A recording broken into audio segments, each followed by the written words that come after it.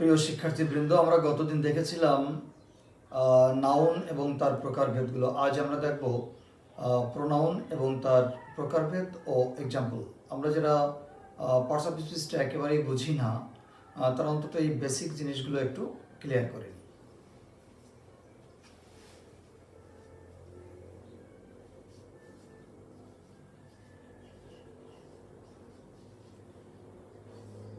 Pronoun, এই প্রোনাউনকে বাংলায় বলা হয় সর্বনাম।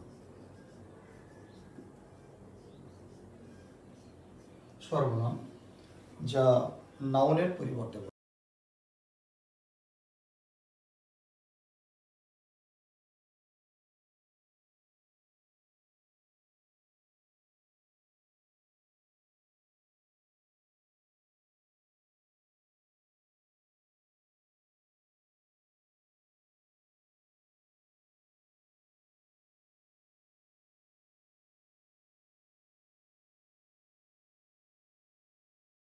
আমি একটু বাংলা বলি।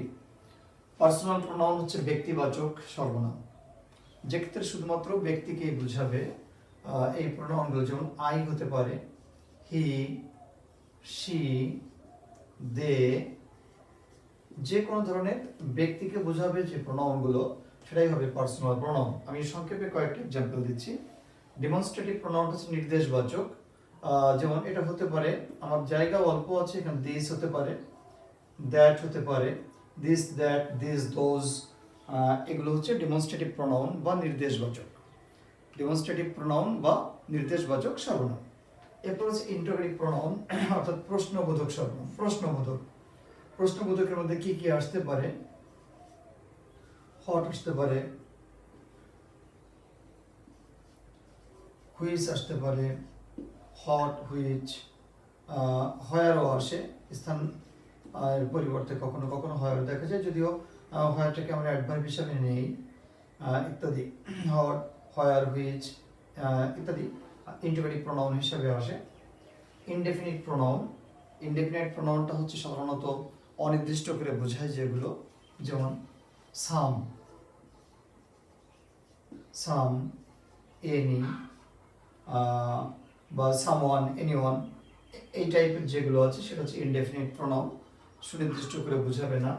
ডিস্ট্রিবিউটিভ প্রোনাউন, ডিস্ট্রিবিউটিভ প্রোনাউন এটা হচ্ছে বন্টনবাচক, ভাগ বা বন্টনবাচক সর্বনাম যেগুলো, সেগুলোকে বলা হয় ডিস্ট্রিবিউটিভ প্রোনাউন বা বন্টনবাচক সর্বনাম। যেমন আমরা দিতে পারি ইচ, ইএসিএইচ, ইচ, এভরি। অর্থাৎ each student will get a pen, each student will get a pen, every student will get a chocolate ইত্যাদি আমরা বলতে পারি ইচ, এভরি, বন্টনবাচক সর্বনাম।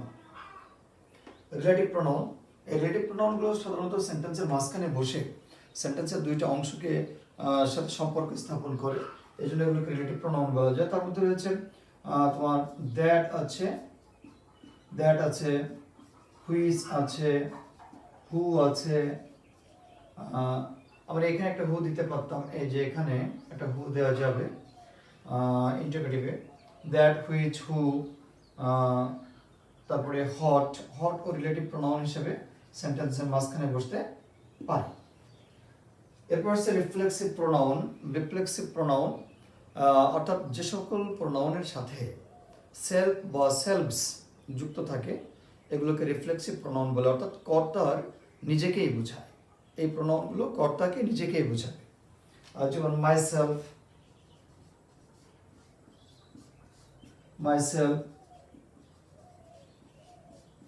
Himself, them, myself, himself, themselves, ourselves ইত্যাদি জাতীয় যেগুলো আছে এগুলো হচ্ছে রিফ্লেক্সিভ প্রোনাউন। এবার আসছে রেসিপ্রোকাল প্রোনাউন। রেসিপ্রোকাল প্রোনাউনটা হচ্ছে পারস্পরিক সম্পর্কবাচক সর্বনাম, অর্থাৎ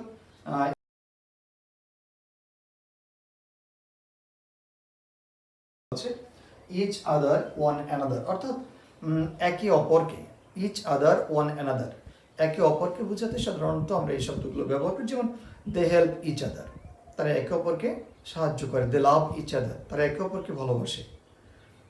এইভাবে আমরা যে প্রোনাউনগুলো পাই সেটা হচ্ছে রেসিপ্রোকাল প্রোনাউন। এছাড়াও আরও একটা প্রোনাউন আমরা দেখাতে পারি, সেটা হচ্ছে ইমপার্সোনাল প্রোনাউন। আমি এখানে এটা লিখছি না। ইমপার্সোনাল প্রোনাউনটা হলো অব্যক্তিবাচক সর্বনাম। অব্যক্তিবাচক সর্বনামের মধ্যে আমরা পেতে পারি ইট। ইট একটা অব্যক্তিবাচক, আরেকটা হচ্ছে দে। এই দেটা কিন্তু ব্যক্তিবাচকও হয়, আবার অব্যক্তিবাচকও হয়।